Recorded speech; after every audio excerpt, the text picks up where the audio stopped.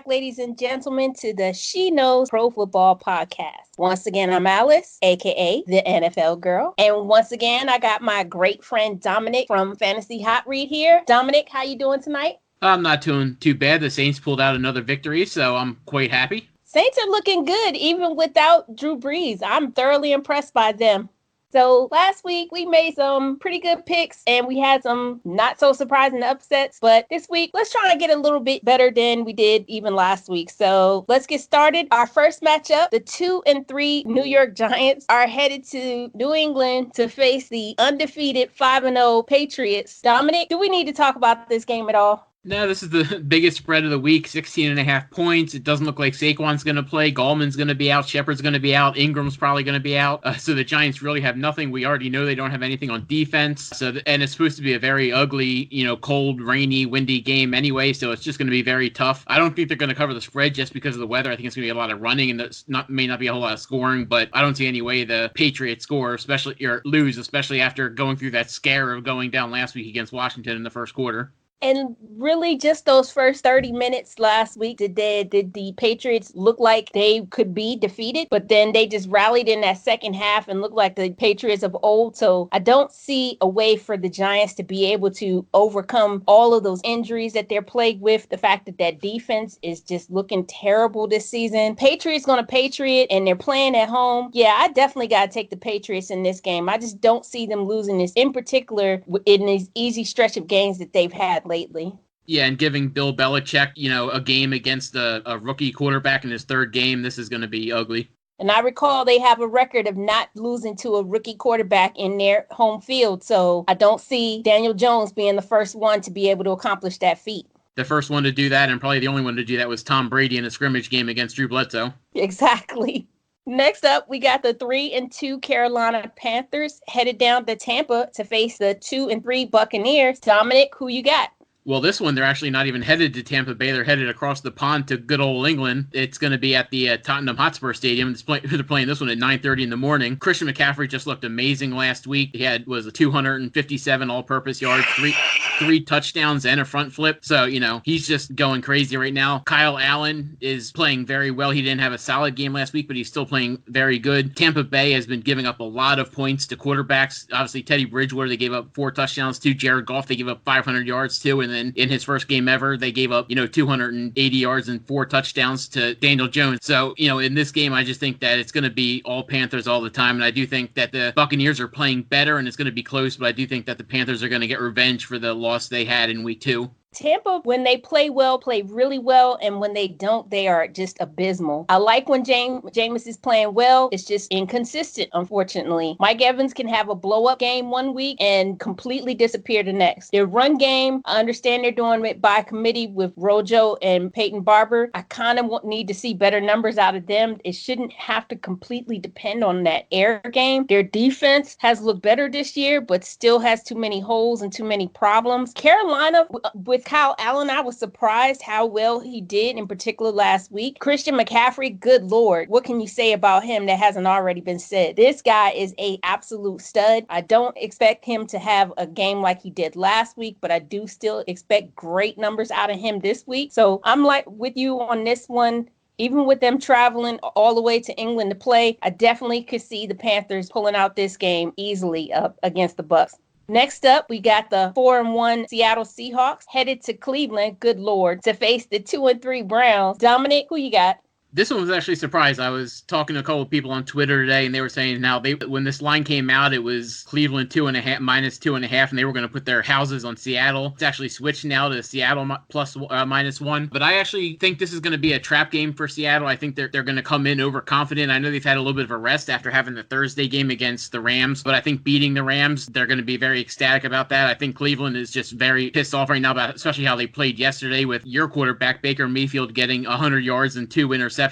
They just played terrible, but I do think they're actually going to come through in this game. Seattle's pass rush is not that great. Their secondary is not that great. So I'm going to pick the Browns for the upset here. Wow, you have more confidence in my quarterback than I do, because I am not picking the Browns in this game. They really got exposed this past week on what you can do to rattle Baker and get him out of his game. He just looks so terrible in that game. He cost me my week, of course.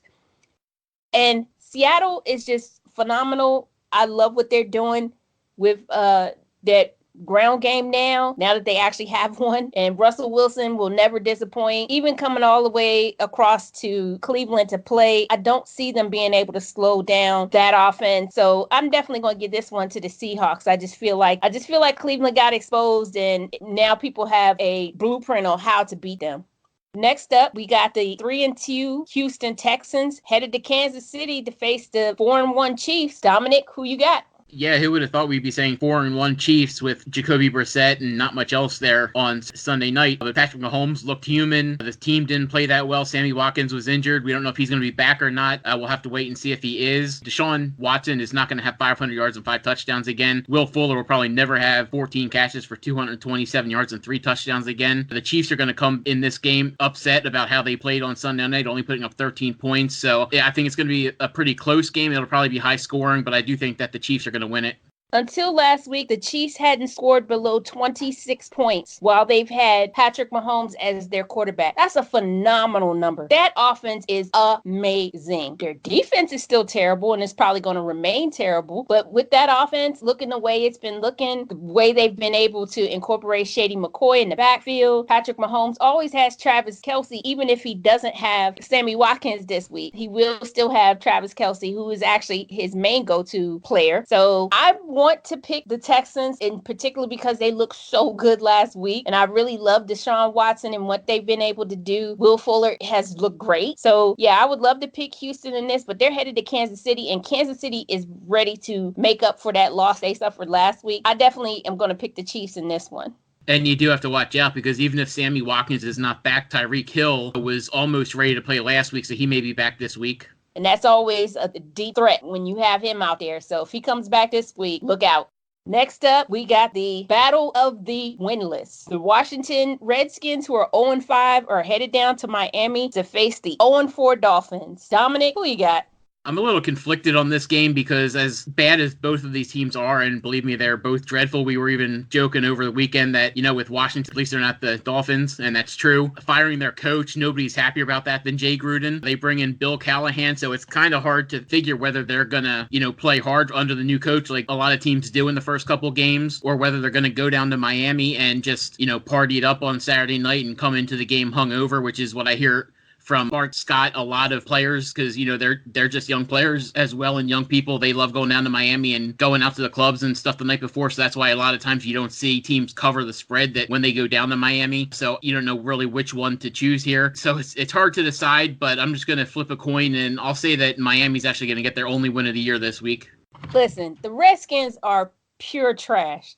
Not that the Dolphins are much better. They at least have a long-term vision. I don't think the Redskins have any vision whatsoever. I don't know what their team is going to do with Callahan. I know that Trent Williams does not want to come back there, and yet the Redskins are insistent that they're not going to trade him or release him. So they're at a stalemate, and they need him back on that offensive line. I mean, that team is just a mess. I don't know that it's going to get any better. I know that they're trying. Snyder likes Haskins. I know that they want to start him. I don't know if this is the week that they'll pull the trigger and decide to just have him as a starter or bring him in again like they did before and throw him to the Wolves, which was completely unfair to him. We'll see what happens as far as that is concerned. Their ground game looked terrible last week. It's just, the whole thing is a god-awful mess. The Dolphins, like I said, at least they have a long-term plan. Yes, okay, they're blowing up the team now to maybe start over with the idea that they can stop being that middle of the pack, 6-10, 7-9, 8-8 team that they have been for years. I think that the Dolphins are going to get their first win here. They just seem like they have a bigger plan, a bigger vision, and I feel like they got some better players and a little bit more organization there and a better coach, first of all. So let's just be clear on that. So definitely going to take the Dolphins in that one.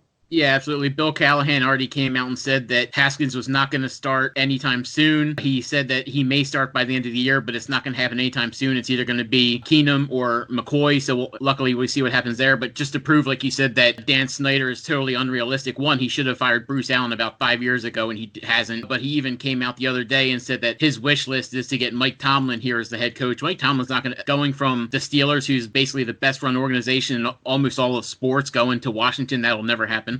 Absolutely not. Absolutely not will they ever have a chance of getting Tomlin. I don't care what they offer.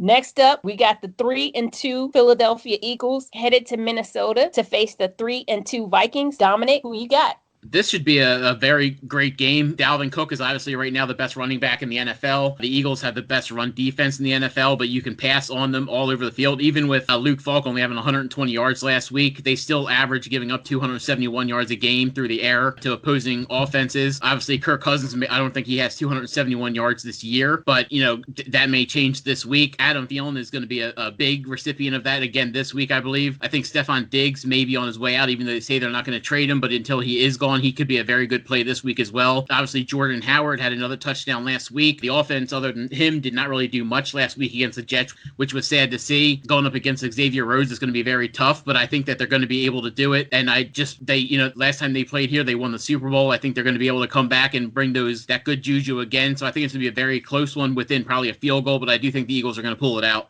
I'm always impressed with the Eagles on what they're able to do, even when they have players go down and when they have their players come back. So I want to pick the Eagles in this game. I just feel like Adam Thielen putting it out there that he wanted the ball more from Kirk Cousins, and then Kirk Cousins finally delivering on that last week and seeing what they can do actually is good. And I think now that they are meshing again, that Minnesota will be able to pick it up and start playing better and play more cohesively. Dalvin Cook is always going to impressed. I expect another 100-yard game at least out of him, even with that run defense of the Eagles. I got to give it to Minnesota, not just because they're at home, but I think they're finally starting to click. I think last week was a testament to that. And I think if they keep with the game plan that they went with last week, they can continue on and start mounting more wins in that division.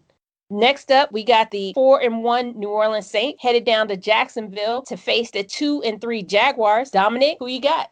Well, I'm a Saints fan. I love this team, especially how the way Bridgewater played last week. You still have Alvin Kamara. Obviously, Michael Thomas had a monster game again last week with 180 yards and 2 touchdowns. Jacksonville, even though they lost last week, they showed very respectful. They were very strong. Minshew played another great game, as did Leonard Fournette. So I think this is going to be a very tough game. The Saints always play worse on the road than they do at home. I want to pick the Jaguars here just because I do think this is going to be a very, very tough game for the Saints. But honestly, with the record, and we don't know if Jalen Ramsey is going to be back or not, and Bridgewater playing the way he did last week, I'm still going to take the Saints. But again, it's going to be another very, very close game, closer than people looking in from the outside. They're going to see the records and think, oh, the Saints are going to win by 2 or 3 touchdowns. Think they'll be lucky to win by 5 or 6 points. The Jacksonville Jaguars with Gardner Minshew have been very impressive. I really like how this kid plays. He's got a lot of moxie, a lot of heart, and he puts it out there on the line. Even in that loss last week, he still looked really impressive. It doesn't all fall on him. He had some drop passes there. So I want to see more out of Jacksonville. I absolutely think that they could, in fact, win that division. I know that's putting a lot out there. We'll see. But if they can keep with that same momentum that they've had, they can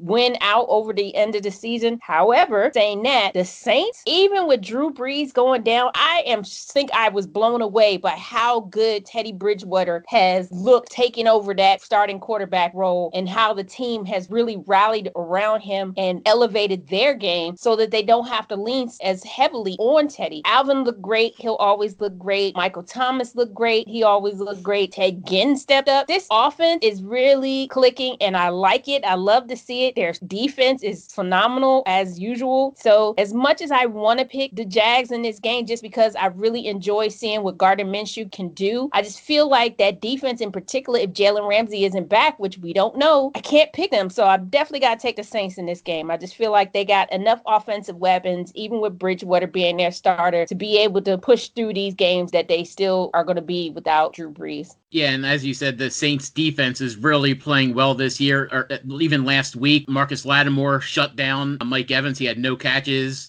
for obviously no yards, no rushes or anything. So he got you 0 points, which I know because he was on my fantasy team. Luckily, I still won. So if he can, and Jacksonville has nobody near as good as, obviously Godwin or Evans. So whoever he's on, they're probably not going to have him shadow anybody, but whoever he covers is going to just, maybe DJ Shark. He's going to be basically taken out of this game, and that's going to make it very tough for Minshew. Exactly. You take Chark out and they just don't have the same type of passing game. And Leonard Fournette, like I said, he has great games and he has so-so games. So if he doesn't really step up, there's no shot for them. Definitely got to take the Saints in that one. Next up, we got the winless 0-5 Cincinnati Bengals headed to Baltimore to face the 3-2 Ravens. Dominic, who you got? Yeah, this Ravens team is just a mess right now, but, luckily they're playing a team that's a bigger mess in the Cincinnati Bengals. This line is 11.5. I think that's too high of a line, but because I do think the Bengals are very good, especially in their pass offense. The problem is they have no run defense, and they gave up over 200 yards last week between Edmonds, Johnson, and Kyler Murray. So going into this game, this could be a huge Mark Ingram game. We don't know if Marquise Brown is going to play, but between Ingram and Jackson, they may have 300 yards rushing here and like 3 or 4 touchdowns. But I do think that the pass defense for Baltimore is extremely bad as well. Hopefully Earl Thomas is suspended for that hit on Mason Rudolph. He should be, but that's just my opinion. But just coming into this game, I think it's going to be pretty, high scoring. And as we said last week, the AFC North divisional games, as we even saw with the Pittsburgh game, they tend to be very, very close, within 3 or 4 points of each other. So for that reason, I do think it's going to be a close game, but Baltimore is going to win it with their massive running game. Definitely have to agree with you on this one. Listen, Bengals are going to get a win at some point in the season. My prediction is it'll be a home game. It could be the Browns game. I don't know, but it's definitely not going to be in Baltimore this week. I just feel like the Ravens have too much offensive firepower for the Bengals to be able to keep up. I'm not saying that they're not going to be able to score. They were able to score last week. They have good offensive weapons. It's just that they're not able to hold their opponent to fewer points than them. High score wins the game. So if they could have a little bit more of that run defense show up for them, they probably could win out some of these games. Just facing that Baltimore Ravens offense, I just don't feel like they're going to be able to stop them. And especially with them having Mark Ingram in the backfield. Again, Bengals will get a win sometime this season. It will not be this week. I'm taking the Ravens in that game, especially because they're at home. Next up, we got the undefeated 4-0 San Francisco 49ers headed to LA to face the 3-2 Rams. Dominic, who you got? Before we start, I just got breaking news in from NFL Network. It says that the Miami Dolphins have been relegated to the ACC. So I guess Washington may have to find a new partner to play this week. But moving on to this game, the San Francisco, yes, they have a great defense right now. They already did their bye, and they're undefeated, but they've played some bad teams. They played Tampa Bay in week 1, then they played Cincinnati, Cleveland, and Pittsburgh. It's not exactly the cream of the crop. Obviously, the Rams are having a down year this year, but they know they have to win this game just to keep up with Seattle and obviously with San Francisco. I think they are going to be able to do that, being that they are at home. I know the last time they were at home, they got embarrassed by the Tampa Bay Buccaneers. I think this is going to be a little bit different. Even though the record shows that San Francisco is better than Tampa Bay, I think their offense in Tampa Bay is better with Godwin and obviously Evans. They both had monster games against the Rams. San Francisco has no receiver that is really worth anything compared to those two. Yes, they have a great running game with Breda, and Coleman looked back good in his first game back, but I just think the Rams are going to be able to stuff this 49ers run game a little bit. They're not going to shut it down, but they're going to be able to stop it a little bit, especially with Aaron Donald coming in there. So I do think the Rams are going to be able to win this one at home. 49ers look absolutely fabulous against the Browns, but it was the Browns. So let's just be clear who they were facing. And they seemed fired up for some imaginary no handshake thing that apparently, according to video, didn't happen. Whatever got them fired up, blah, blah, blah. So I'm glad to see that they got that win or whatever, even though it hurt me personally because, I lost in fantasy. But I don't think that the 49ers, as you said, are what they're being billed as. They face some terrible teams. Browns got exposed. Whereas the Rams have had some really tough games. They've only lost 2 of them. I feel like that this week they're going to get back on track. They know they got to keep up with the teams like the 49ers and the Seahawks. So yeah, I'm with you on this. I want to see whether or not they're going to go more with Todd Gurley, if they're going to bring the rookie in. They've got a great passing game. Yeah, I think that this is going to be a good game, but I really feel like the Rams can get it, especially because they're at home. Yeah, and it looks like Richard Sherman just likes to be a drama queen. I mean, we saw this even in the championship game against San Francisco, and now we're seeing it here with the, supposedly slight of the handshake, which actually happened. So it just looks like he's one of these players that needs drama to thrive. So ridiculous. So ridiculous. Next up, we got the 1-4 Atlanta Falcons headed to Arizona to face the 1-3-1 Cardinals. Dominic, who you got? This one's tough, too, because I think Arizona, both of these offenses are actually pretty good. Obviously, the Falcons have the better offense with Julio Jones, and if Devontae Freeman actually does anything, then they have a better run game, but they haven't done it so far. I do think at this point in their careers, Matt Ryan is a better quarterback than Kyler Murray. I know that's not really a hot take, but it's true. But knowing that they're absolutely terrible on the road, we saw that last week. We saw it against the Colts, and they're just terrible, period, this year, and that defense is awful. I think that the Cardinals are going to be able to take this one at home and actually have a better record than Atlanta at the end of this week. I want to pick the Cardinals. I like Kyler Murray. Where the heck is David Johnson? Haven't seen a lot out of him this year. Really feel like they are not really pushing that run game, and I guess partially because they end up being down so far that they can't. So that defense, again, I have questions until Patrick Peterson comes back, which isn't supposed to be until next week. But that being said, Atlanta has so many offensive weapons. Calvin Ridley, Julio Jones, Matt Ryan, Devonta Freeman in the backfield. I feel like they can really score even though that defense still has issues. So long as they can run up a score on you, they can still get wins. It's just on their defense that's been hurting them in all of these games. I feel like Atlanta's going to get this one. I feel like the Falcons just have too many offensive weapons, and I feel like Calvin Ridley might be able to get 2 touchdowns in this. That's just my prediction. So I'm taking the Falcons. I just feel like that they're going to be ready for this game, and I feel like they really want to make some noise in their division. Next up, we got the 2-3 Tennessee Titans headed to Denver to face the 1-4 Broncos. Dominic, who you got? This reminds me of the matchup that we saw with Denver and Jacksonville. Obviously, Tennessee's defense is definitely very good, probably on the same level as Jacksonville, especially this year. We know they love running the ball with Derrick Henry. I think Minshew may actually be a better quarterback than Mariota. And, other than that, I think that they have the advantage here in Tennessee. So I'm going to have to say that Tennessee is going to, unfortunately, beat your Broncos. I think the Broncos may be coming off a little bit of a high after beating the Chargers, obviously, last week. And they may come back here at home and have a little bit of a letdown game. So I'm going to have to pick the Titans in this one. I think they're just going to they're going to really slow this game down, ground and pound it with Derrick Henry, and they're going to be able to win it maybe almost like the game they lost last week, maybe like 14-7 or, 20-14 or something like that.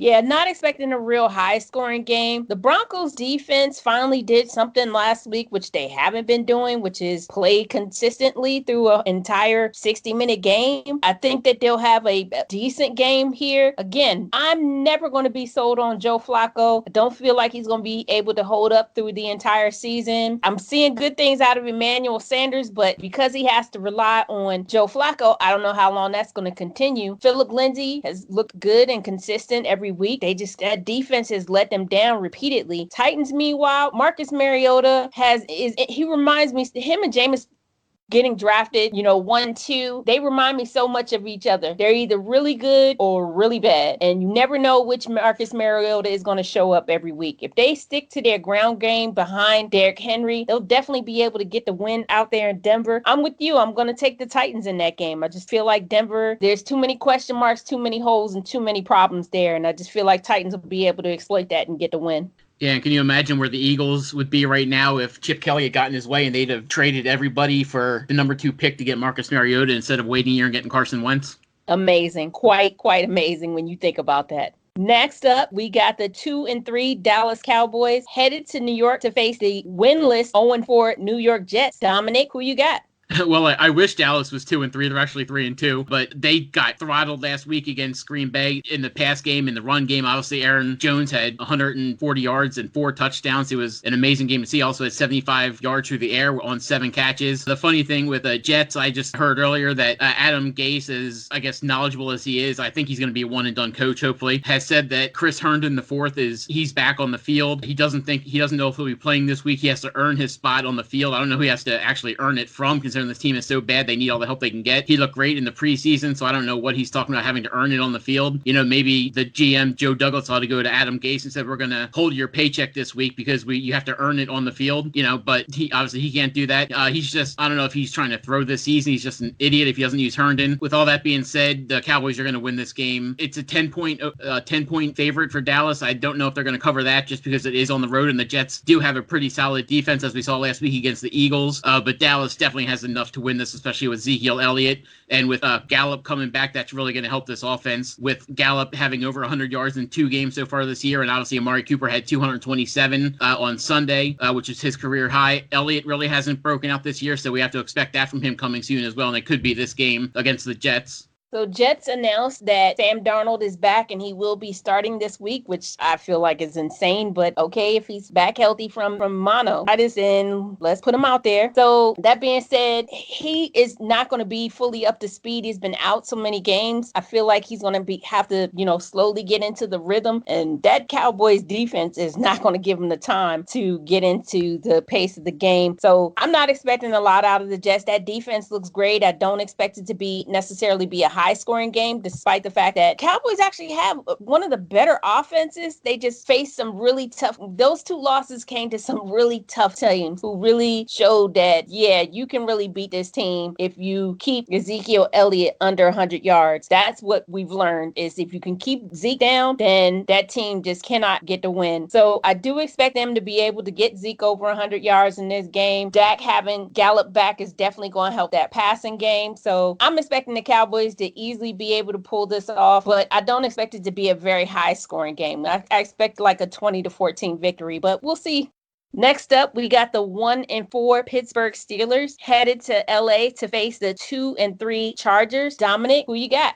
Yeah, this looked like a lot better Sunday night game before the year started than it does now with Big Ben against Rivers. Now, obviously, we have whatever is deviled eggs, Hodges against, Phillip Rivers. I do think that the Fighting Phillips are very upset about how they played last week. Obviously, they lost against the Broncos, a winless team coming into the game. I think they're going to come back this week. Phillip Rivers isn't going to have 2 bad games in a row. He had no touchdowns, 2 interceptions last week. Keenan Allen really needs to get more involved in the game. I know they want to get this run game going with that now that Melvin Gordon is back. I know that Eckler did great before he came back, but with him back and now they're trying to split it between 2, they still need to get that figured out. But I do think they're going to be able to get it figured out against this Pittsburgh defense that is not all that great, although they have been playing better in the past couple games with Minkah Fitzpatrick there. But I do think the Chargers are going to be able to win this one on their technical home field.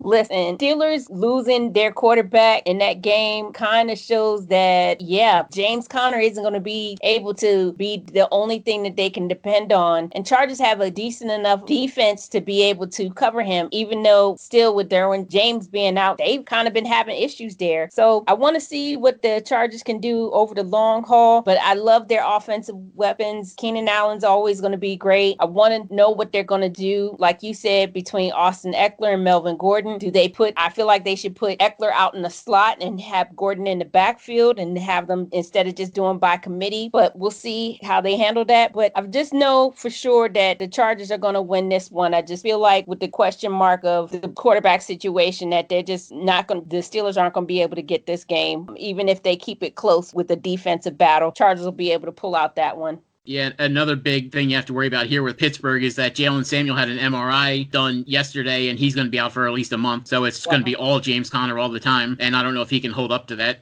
Agree. And last up, we got the 2-1 Detroit Lions headed to Green Bay to face the 4-1 Packers. Dominic, who you got?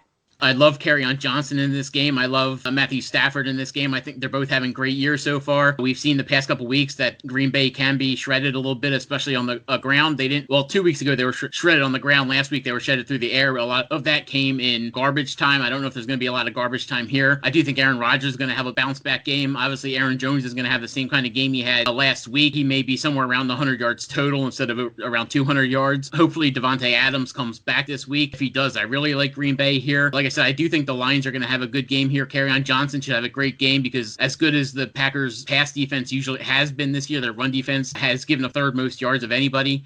But I still have to take Green Bay here. Being at home and having Aaron Rodgers at Lambeau, there's something that's magical about that. So I'm going to go with Green Bay here to extend their lead in the division. Gotta agree with you on this one. Matthew Stafford, I swear sometimes he only thinks that he has Galladay as his only receiver and forgets that Marvin Jones is on the other side. And I've seen Jones be wide open and he just will throw to Galladay in double coverage. I don't get it. Kerryon Johnson is still impressive. I don't know if he'll be able to get a 100-yard game out of this. I think it's possible in this scenario considering Green Bay's run defense. But Packers, man, have they looked superb this season. Aaron Rodgers, if he has Devontae Adams back, he will be unstoppable. But he actually played a little better with MVS. I expect good things out of MVS if he has to be the lead receiver. He looks good. Aaron Jones in that backfield looks really good. Yeah, I'm going to give it to the Packers, not just because they're home. I just feel like they have better offensive weapons, even if Devontae Adams is out. So got to take the Packers in that one.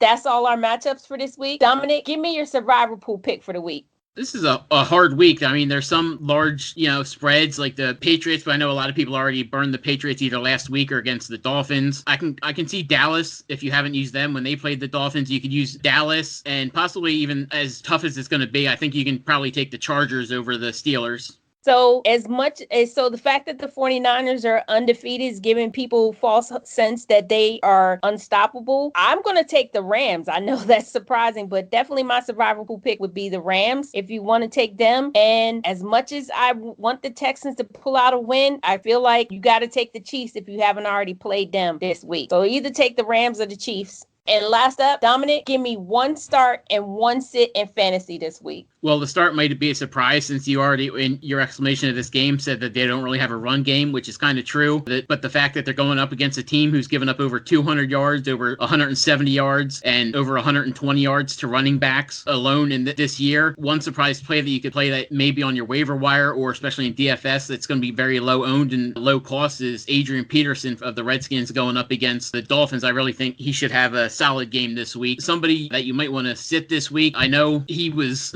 it's kind of, I was gonna go with Auden Tate, the guy I told you to play last week, but I think this week I just think that they're gonna have to throw the ball. They're not gonna be able to run the ball a lot because I do think that the Ravens are gonna be able to run up and down the field. They're gonna have a lot of long plays, so the Bengals are gonna have to throw the ball a lot to keep up. So I think if you've been starting Andy Dalton, which has actually been pretty good for you, he's had over 300 yards in a lot of his games this year. I think this is a week that you might want to sit Andy Dalton and pick another streamer quarterback. Good picks right there. Definitely good ones to start and sit. Well, that's all the time we have today. I want to thank everybody again for listening. Be sure to follow me on Twitter at TheNFLGirl320. Dominic, where can they follow you? You can follow me at EnvisionFF. Be sure to read more of my thoughts on SheKnowsProFootball.com. Dominic, where can they read your work?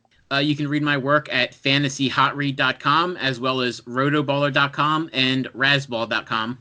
That's all the time we had today. I want to thank you again for listening. See you guys back here next week.